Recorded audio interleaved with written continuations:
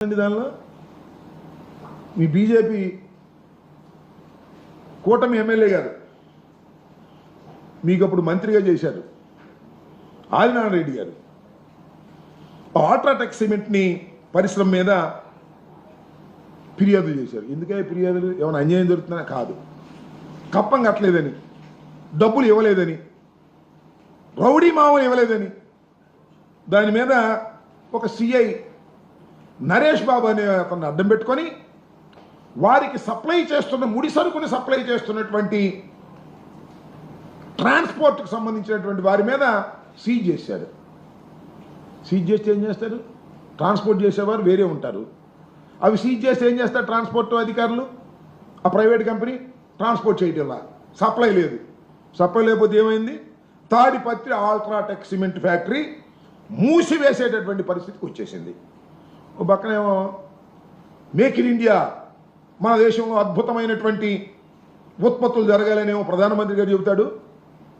ఆ ప్రధానమంత్రి గారి కూటమికి సంబంధించినటువంటి నారాయణ రెడ్డి గారేమో నాకు రౌడీ మామూలు ఇవ్వందే, మేము మీకు సప్లై చేయలేము, సప్లై చేస్తే ఊరుకోము, నా పోలీస్ అధికారులను పంపించి మిమ్మల్ని వేటాడిస్తాము, మీ ఎవరైతే ట్రాన్స్పోర్ట్ చేస్తున్నారో ఆ కంపెనీల మీద దాడి చేయించుతాము, మీకు ట్రాన్స్పోర్ట్ రాదు ముడి సరుకు, దాంతో మీరు మూసుకోవాల్సిందే ఫ్యాక్టరీ అనేటువంటి పరిస్థితితో బెదిరించి వాళ్ళ దగ్గర డబ్బులు కాజేయాలనేటువంటి పరిస్థితికి మీరు వస్తున్నారంటే ఎట్లా వస్తాయి ఇండస్ట్రీస్? నాకు తెలియదు. ఉన్న ఇండస్ట్రీస్ పోవడం తప్ప ఎట్లా వచ్చేటటువంటి కార్యక్రమం వస్తుందని చెప్పమని అడుగుతా ఉన్నాను.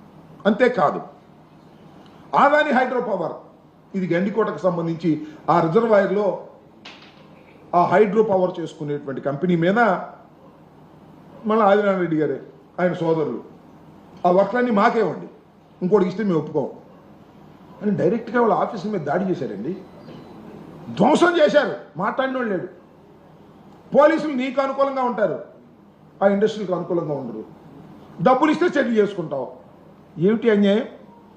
ఇలాంటి దుర్మార్గమైనటువంటి కార్యక్రమాలు ఆంధ్రప్రదేశ్లో ఏ ఇండస్ట్రీ ఉన్నా ఆ ఇండస్ట్రీ కూటమి ఎమ్మెల్యేలకో కూటమికో కప్పం చెల్లించకపోతే నీ ఇండస్ట్రీ జరగదు అనేటువంటి పద్ధతుల్లో మీరు వ్యవహరిస్తున్నారే. అక్కడ దాకా ఎందుకు పల్నాడు రండి. పల్నాడులో గురజాల్లో ఎరపతినేని శ్రీనివాస్ గారు ఉన్నాడు, ఒక ఆయన ఎమ్మెల్యే గారు. భవ్య సిమెంటు, చెట్టినాడు సిమెంటు ఉన్నాయి. వాళ్ళు కప్పం కట్టలేదంట, డబ్బులు ఇవ్వలేదంట. మేము ఎలక్షన్లో ఖర్చు పెట్టాం, ఆ డబ్బులన్నీ మీరు ఇవ్వండి అంటారు. ఆ ఎలక్షన్లో ఖర్చు పెట్టాం, ఆ డబ్బులన్నీ మీరు ఇవ్వండి, ఇస్తేనే మీ ఫ్యాక్టరీలు నడుస్తాయి, లేకపోతే నడవు. ఎరపతినేని గారు మనుషులు వెళ్తారు, దాడులు చేస్తారు, ఆ డ్రైవర్ల మీద దాడులు చేస్తారు, ముడి సరుకు సప్లై చేయడానికి వీల్లేదంటారు. అంతే. భవ్య సిమెంట్స్, చెట్టినాడు సిమెంట్స్ ఒకటి 50 రోజులు, ఒకటి 30 రోజులు మూలబడిపోయింది, ఉత్పత్తి ఆగిపోయింది. ఏంటి అన్యాయం? పల్నాడులో ఆంధ్రప్రదేశ్లో అనేక చోట్ల ఉన్నటువంటి ఫ్యాక్టరీలు మూతబడిపోయేటటువంటి పరిస్థితికి ఇవాళ కూటమి ప్రభుత్వం వల్ల జరుగుతూ ఉంటే ఎక్కడి నుంచి వస్తాయి ఇండస్ట్రీస్ చెప్పండి? నేను అడుగుతా ఉన్నా. ఒక్క ఇండస్ట్రీ కూడా వచ్చే పరిస్థితి లేదు కదా. ఉన్న ఇండస్ట్రీసే భయపడేటటువంటి పరిస్థితికి ఏర్పడుతూ ఉంది. అంతేకాదు, యూబీ బీర్ల ఫ్యాక్టరీ, స్పీడ్స్లో యూబీ అనేది ది టాప్ ఫ్యాక్టరీ స్పీడ్స్ తయారు చేయటంలో.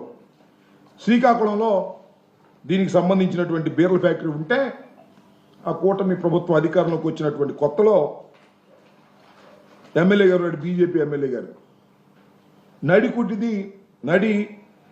కుదిటి ఈశ్వరరావు గారంట.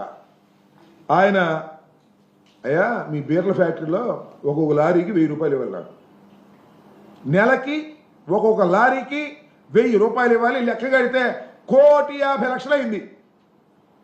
నెలకి 1,50,00,000 నెలకి ఇస్తేనే కుదురుతుంది, లేకపోతే కుదరదు అని వాళ్ళ మీద దౌర్జన్యానికి వెళ్ళాడు.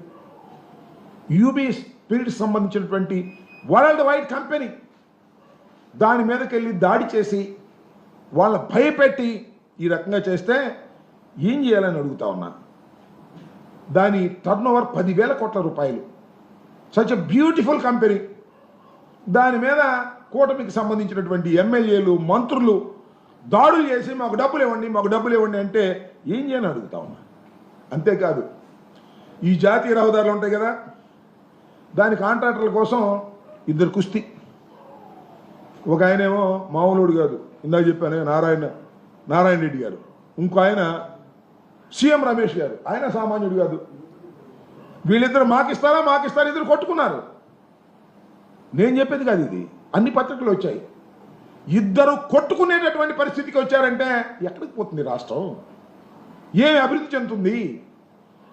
మీరు దందాలు చేసే కార్యక్రమం, రౌడీజం చేసే కార్యక్రమం, కాంట్రాక్టర్ల దగ్గర కొట్టుకునే కార్యక్రమం, అదేవిధంగా ఈ పెద్ద పెద్ద ఫ్యాక్టరీస్ ఇండస్ట్రీల మీద దందాలు చేసి దౌర్జన్యం చేసి వారిని ముంచేసేటటువంటి కార్యక్రమాలు మీరు చేస్తున్నారు. దాల్మియా సిమెంట్ మీద అయితే అసలు చంద్రబాబు నాయుడు గారు కక్ష కట్టేశాడు. ఇప్పటికీ 793 కోట్ల రూపాయలు ఏప్రిల్ 17న మొత్తంగా జప్తు చేసే కార్యక్రమం, వాళ్ళ భయపెట్టేటువంటి కార్యక్రమం చేస్తున్నారు. ఇకపోతే TV9 ఉంది, మీ అందరికీ తెలుసు, మై హోమ్స్ రామేశ్వరరావు గారి కంపెనీకి సంబంధించినటువంటిది. దాన్ని TV9నో లేకపోతే దాన్ని లొంగ తీసుకోవాలనే ఉద్దేశంతో వారి గనుల్లో నుంచి, వారికి సంబంధించిన సిమెంట్ గనుల్లో నుంచి ఈ ఉత్పత్తులు ఆగిపోవాలి, ఈ ముడి సరుకు తీసుకునే దానికి వీలు లేకోకుండా వారిని బెదిరించేటటువంటి కార్యక్రమాలు, ఈ విధంగా అనేక రకాలుగా దౌర్జన్యాలు చేసి, అన్యాయాలు చేసి, దుర్మార్గాలు చేసి ఈ సంవత్సర కాలం పరిపాలన చేశారు. ఎక్కడ అభివృద్ధి లేదు, ఎక్కడ ఆదాయాలు పెరగలేదు. రోజు రోజుకి తిరోగమనంలోకి వెళ్ళిపోయేటటువంటి పరిస్థితికి వాళ్ళు రావడం చాలా దురదృష్టకరమని మనవి చేస్తున్నాం.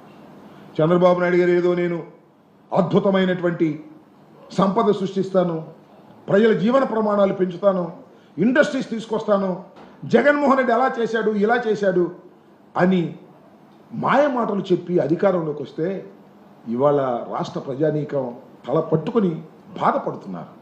5 సంవత్సరాల పాటు అద్భుతమైన పరిపాలన ఇచ్చినటువంటి జగన్మోహన్ రెడ్డిని కాదని ఒక దుర్మార్గమైనటువంటి పరిపాలన, దౌర్జన్యాలతో కూడినటువంటి పరిపాలన, అబద్ధాలతో కూడినటువంటి పరిపాలన ఇవాళ సంవత్సరంలో తేలిపోయింది. ఇంకా కడవ 4 సంవత్సరాలు చూడవలసినటువంటి అవసరం లేదు. ఇవాళ మనం ఒక మాట మాట్లాడదాం. ఏంటండి ఇవాళ రాష్ట్రంలో ఆదాయాలు ఎలా ఉన్నాయి?